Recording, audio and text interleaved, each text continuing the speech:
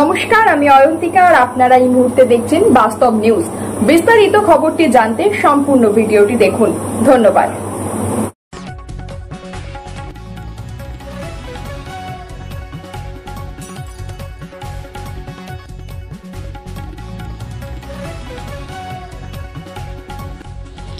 কাঠের সেতুর বেহাল দশা, জীবনের ঝুঁকি নিয়ে মানুষের পারাপার, প্রশাসন নির্বিকার।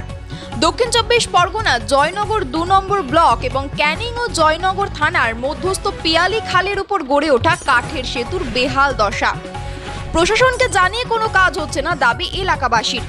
এই দুটি সেতু দিয়ে প্রত্যহ স্কুলের ছেলে মেয়ে, অসুস্থ রোগী এবং এলাকাবাসীর যাতায়াত জীবনের ঝুঁকি নিয়ে পারাপার করতে হয় তাদের। ইতিমধ্যে জয়নগর ২ নম্বর ব্লকের সেতুটি সম্পূর্ণ ভেঙে পড়ে গিয়েছে, তার উপর দিয়ে যাতায়াত করা একেবারেই যাচ্ছে না। অন্যদিকে পিয়ালি খালের উপর যে সেতুটি রয়েছে তার অবস্থা খুবই খারাপ, যার ফলে সমস্যার সম্মুখীন বহু মানুষ ও ছাত্রছাত্রীরা। স্থানীয়দের দাবি দ্রুত সমাধান করুক প্রশাসন। এখন দেখার সংস্কার হয় কিনা কাঠের সেতু দুটি। আর আপনারা সেই ছবি সরাসরি দেখছেন বাস্তব নিউজের পর্দায়।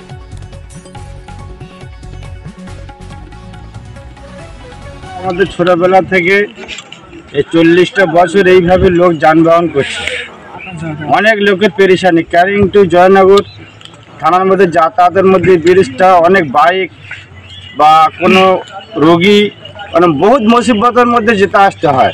আমরা এইটুকু আশা করি মমতা ব্যানার্জির কাছে যে ব্রিজটা যেন খুব তাড়াতাড়ি নির্ণয় করা হয়, এটুকু আমাদের দাবি। এই যে ভাঙা ব্রিজ দিয়ে আপনারা প্রতিদিন যাতায়াত করছেন, এখানকার যে স্থানীয় পঞ্চায়েত বা প্রশাসন তারা কি বিষয় নজর দিচ্ছে না?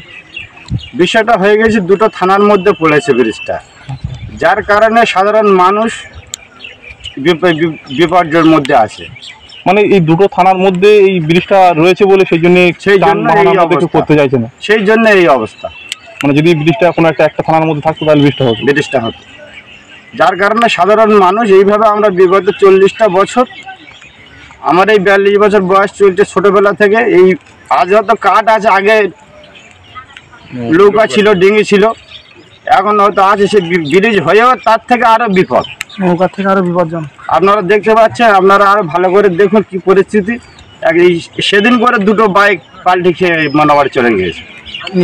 পঞ্চায়েত বা প্রশাসন তারা না, কোনো নজর নেই। ওই ইলেকশন এলে তখন শুধু ভোট, এছাড়া আর কোনো সাধারণ মানুষের কিছু প্রাপ্যতার কোনো পাওয়া নেই। যা আছে মোটামুটি নেতা নাগরিকদের এই পেট ভরছে, সাধারণ মানুষের কিছু নেই। শুধু যাবো আমরা, এইটুকু শুরু হয় নাই, তা আমরা এর থেকে আর কি দাবি করবো? আপনাদের এখন দাবি কি? দাবি আর কি বলবো, দাবি এইটুকু যাতে ব্রিজটা হয়, আমরা জনসাধারণ এইটুকুই দাবি করছি, আর বেশি আর কি দাবি করি। আমার নাম জাকারিয়া মোল্লা। বলছিলাম এই নিয়ে দুটো ব্রিজ পড়ে আছে, দুটো ব্রিজ সেরে দিতে হবে। লোকজন যাতায়াত অসুবিধা হচ্ছে এবং প্রবলেম হচ্ছে যাতায়াত আসে। হ্যাঁ, এটা সেরে দিলে তা থেকে আমরা লোকজন সহযোগিতা পায়, গ্রামের মানুষের সুবিধা হয়, যেতে আসতে চলাচল সুবিধা হয়ে যায় প্রত্যেক মানুষকে। সামনে স্কুল হাতচাপড়ি প্রাইমারি স্কুল আছে, তারপরে আছে তোমার আরটা আছে তোমার থেকে রথতলা নাপতে পাড়া। স্কুলের ছেলেরা কিভাবে পার হচ্ছে? ওই স্কুলের ছেলেরা পার হওয়ার এই স্কুলের ঈদ থেকে যাতায়াত করছে, প্রবলেম হচ্ছে। তাই আপনারা কি চান এখন? আমি ওই জন্য চাচ্ছি এই সারার জন্য ব্যবস্থা করুন। কিভাবে কর্পোরেট করবেন নাকি কাটিয়ে দিবেন? কর্পোরেট করুন, হলে সুবিধা হবে। পাকা করলে সুবিধা হবে। আপনার নাম? মোবারক। আমার ধোসা পঞ্চায়েতের ধোসা চন্দনসার গ্রাম পঞ্চায়েতের অধীনে তিলপি গ্রামের বধুকুলা যে কাঠের ব্রিজটা আছে, এই ব্রিজটা খুবই বিপজ্জনক অবস্থা। তো এই ব্রিজটা দুটি থানার মধ্যে আমাদের পড়ে, যেমন জয়নগর থানা এবং ক্যানিং থানার মধ্যে। তো আমি নিজে চোখে দেখেছি এই ব্রিজটা খুব বিপজ্জনক অবস্থায় আছে। বিশেষ করে ক্যানিং থানার বাচ্চারা আসার সময় এই ব্রিজটার উপর থেকে আসা মানে খুব ভয়ঙ্কর ব্যাপার।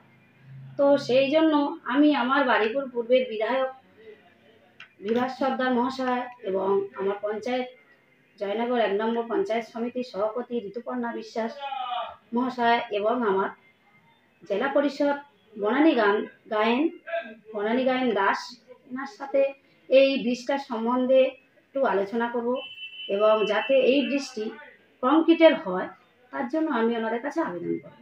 আপনার পরিচয়? আমার পরিচয়, আমি ধোসা চন্দনশা গ্রাম পঞ্চায়েতের প্রধান রঞ্জিতা সর্দার। নমস্কার। সমস্ত খবর সবার আগে জানতে অবশ্যই বাস্তব নিউজ চ্যানেলটি follow, like, share and comment করতে ভুলবেন না। ধন্যবাদ।